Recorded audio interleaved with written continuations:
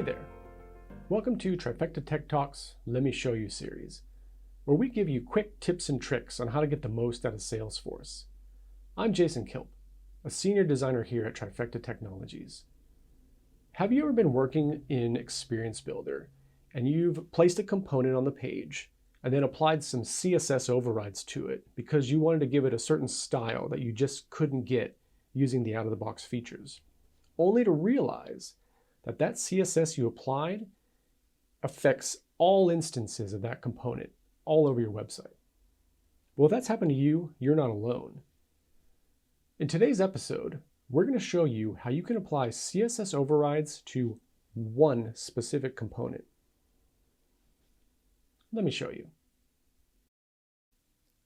Okay, I'm here in Experience Builder.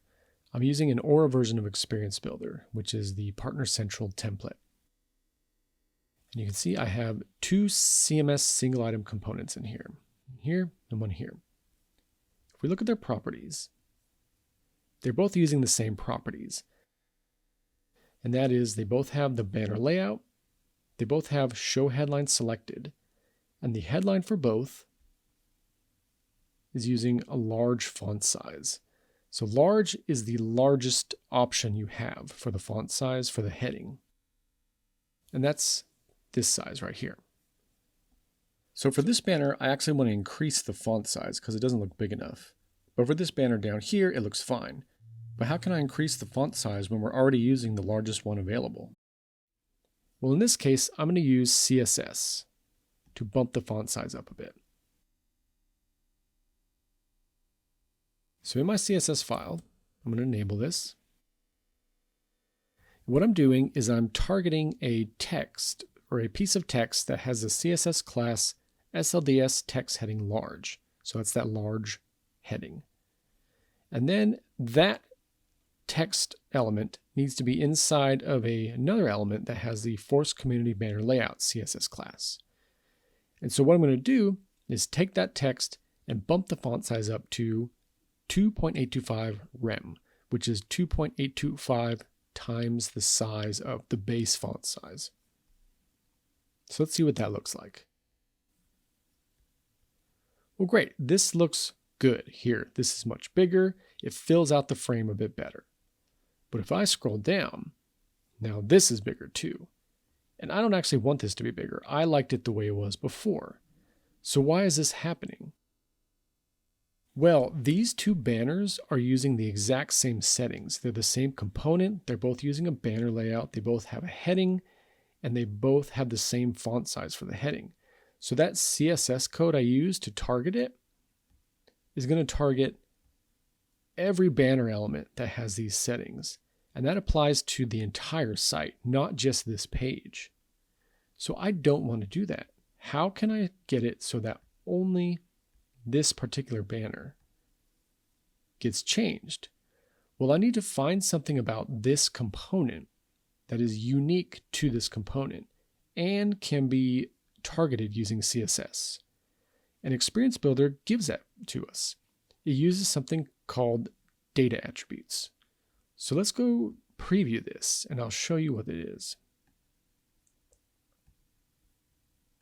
Okay, I'm going to inspect this.